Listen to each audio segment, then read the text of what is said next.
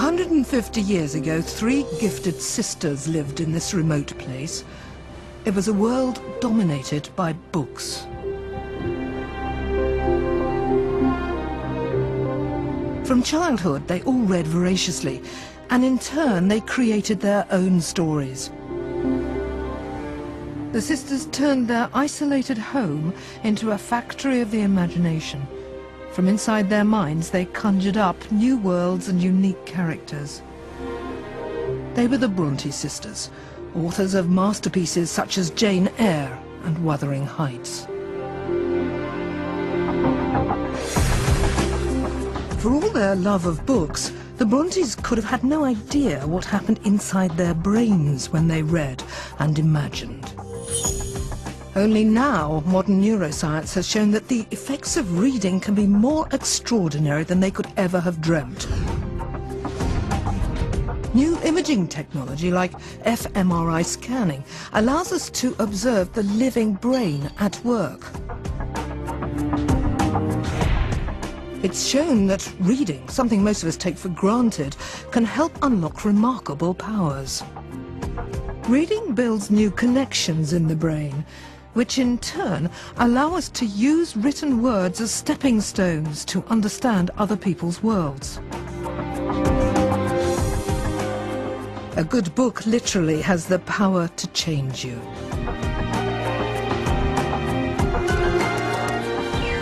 But the technological ingenuity that's given us brain imaging has also spawned fabulous new media, the internet, blogs and video games. It's a digital revolution that some think challenges the old world of reading. Time to show why, more than ever, reading matters.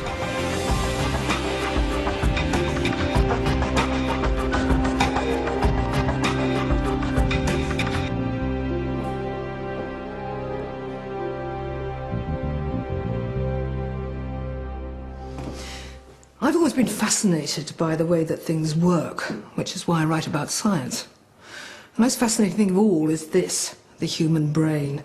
It's probably the most complex machine in the universe, and in some ways it's the most powerful too. In fact, it's so powerful, it's even starting to understand itself.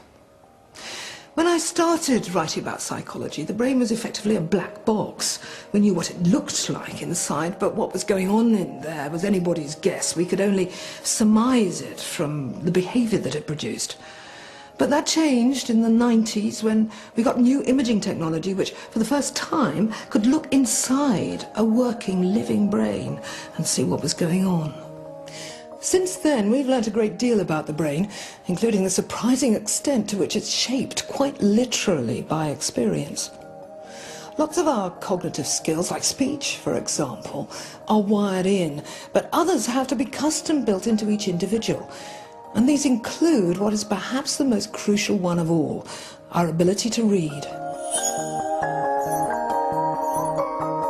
And that's why, although most of us take it for granted, reading is so remarkable. Reading and writing don't come naturally, so to do it, the brain must change. Human beings were never born to read. We were born to speak. We were born to see, smell, hear, but never read. What the human brain had to do was to rearrange its existing parts. So, how did the human brain that evolved to speak make the leap to literacy? How did our brains get from recognizing this to knowing what these abstract marks on a page sound like and understanding what they mean? The first clue comes from the long history of our species. Our distant ancestors lived by hunting. That may not seem to have much to do with reading a book, but successful hunting depends on visual skills that would tens of thousands of years later prime the mind to read. These early humans needed to recognize fine differences between shapes, say between a useful stick and a deadly snake. Barely visible animal tracks could warn of danger or of opportunity, and honing these visual skills could mean the difference between life and death. then, 5,000 years ago, those skills were adapted to serve another purpose altogether when we invented the alphabet and started to read. Ancient hunters became modern readers. Part of the reading process involves areas that were and are being used for object recognition. So our ability to use our visual areas to immediately know whether that object is prey or predator is actually being recycled for us and able to be automatically recognizing symbols. Today, it's impossible to imagine a world without trillions of words on street signs and hoardings, in newspapers, books, magazines, and on the internet. We live in a world saturated with written language. So, how did the brain get rewired to read? To understand how we do new things, which we do constantly, you need to know two key things about the brain. One is that it's modular. That is, different bits of it specialise in doing different things. And the other is that it's plastic. The bits change. The modules work together to produce an almost infinite range of behaviour. You could think of it as a sort of Lego set that can be built up to do one thing and then dismantled and built again in a different way to do something else entirely. Same bits, different function. One of the most dramatic demonstrations of the brain's ability to reshape itself came from some surprising subjects, London cabbies. Their brains provided the living data for a now famous piece of neuroscientific detective work. It looked at a bit of their brain called the hippocampus. It's the bit sort of right in here. And it's the bit that we all use when we're finding our way about. It helps to code and retrieve knowledge about space. Of course, taxi drivers know more about that than any of us because they have to do this thing called the knowledge, which involves 2 years of becoming familiar with all the back streets of London. What the researchers found when they looked at the cab driver's hippocampus was that that bit of the brain was measurably bigger than it is in ordinary people. Right now, if you looked at this guy's brain in a scanner, you'd see that his hippocampus is firing away like crazy as he finds his way around these streets. And it's that constant firing away in a particular bit of the brain that builds that area up and makes the module particularly strong. The taxi driver study shows that the human brain can adapt to fresh challenges. In the case of these cabbies, storing an entire map of London's streets inside their heads.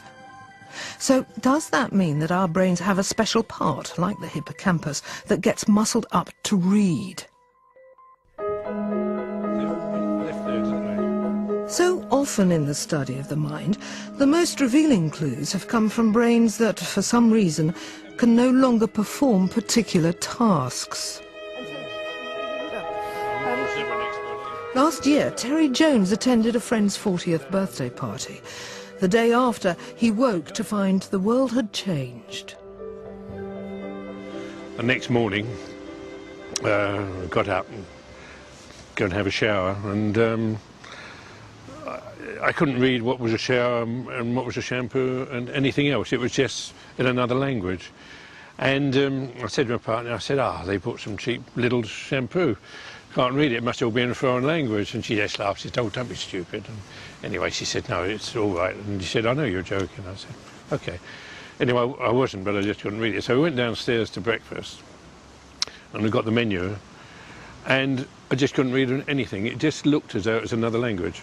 So when you looked at the letters, what did you actually see? I could see letters, and it could say breakfast, and I could read letters, but those letters didn't make a word.